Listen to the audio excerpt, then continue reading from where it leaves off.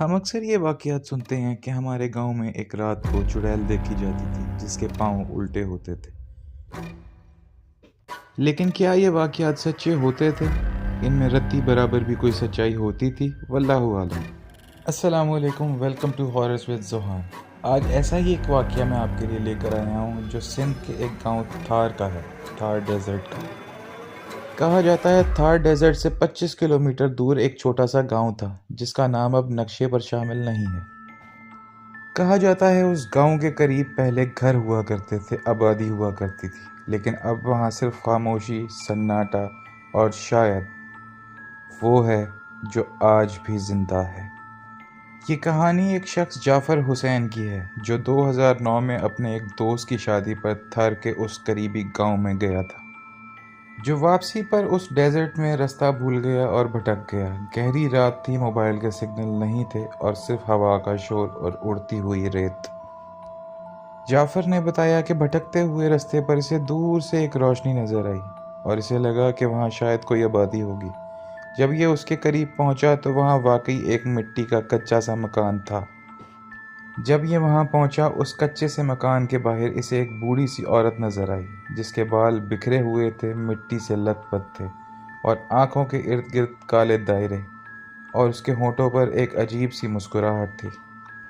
उस बूढ़ी औरत ने जाफ़र से कहा कि पानी पी लो बेटा, सुना है रेगिस्तान में प्यास से तड़प तड़प कर मरने वालों की रूहें भटकती हैं। जाफ़र ने कांपते हुए हाथों से पानी का गिलास पकड़ा और पानी पी लिया, लेकिन पीने के बाद उसे महसूस हुआ कि पानी में से तो खून की बू आ रही है। जाफ़र ने जब थोड़ी सी रोशनी में जाकर उस ग्लास के अंदर देखा तो उसमें सच में खून था, और जब जाफ़र ने उस बूढ़ी औरत की तरफ देखा तो वो देखता है कि उसके पैर उल्टे हैं। जाफ़र ने ऊंची ऊंची आयतल कुर्सी पढ़ना शुरू कर दी और फ़ौरन भागा अपनी बाइक की तरफ।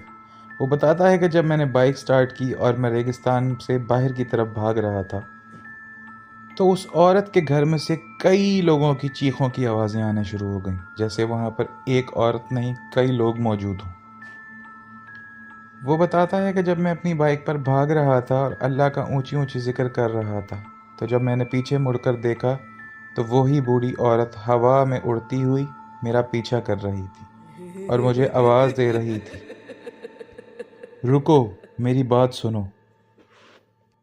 कहता है कि जब मैं अपनी मोटरसाइकिल पर भाग रहा था तो वो औरत काफ़ी दूर तक मेरा पीछा करते करते आ गई थी और कुछ ही देर बाद मैंने महसूस किया कि मेरी मोटरसाइकिल बहुत भारी हो चुकी है। वो बताता है कि जब मैंने उस औरत को अपनी मोटरसाइकिल पर पीछे बैठा पाया तो मैं वहीं पर बेहोश हो गया और मेरी मोटरसाइकिल चलते चलते गिर गई। और जब मुझे होश आया तो मेरे इर्द गिर्द वहाँ के 2 से 3 मुकामी लोग थे जो मुझे उठाकर अपने घर ले गए, और उन्होंने जब मुझसे पूछा कि तुम्हारे साथ क्या हुआ था तो मैंने उनको सारा वाक़या बताया जो मेरे साथ रात को पेश आया था। तो फिर उन्होंने मुझे बताया कि बेटा, तुम्हें रात को यहाँ अकेले सफ़र करना ही नहीं चाहिए था। ये औरत यहाँ पे कई लोगों को नज़र आती है और अक्सर नज़र आती है और ऐसे ही लोगों का पीछा करती है। ये एक चुड़ैल है जो यहाँ पे कई सालों से लोगों को नज़र आती है। हमारे बड़े बूढ़ों को भी ये नज़र आती थी। शुक्र मनाओ कि तुमने सही वक्त पर अल्लाह का नाम लिया, अल्लाह का जिक्र किया, और बेशक अल्लाह ने ही तुम्हें उससे महफूज रखा। वो बताते हैं कि मैं उस दिन के बाद सही सलामत अपने घर तो पहुंच गया, लेकिन मुझे कई दिनों तक बुखार चढ़ा रहा और वो औरत अक्सर मेरे ख्वाब में आया करती थी और वही सिनेरियो मेरे ख्वाब में रिपीट हुआ करता था।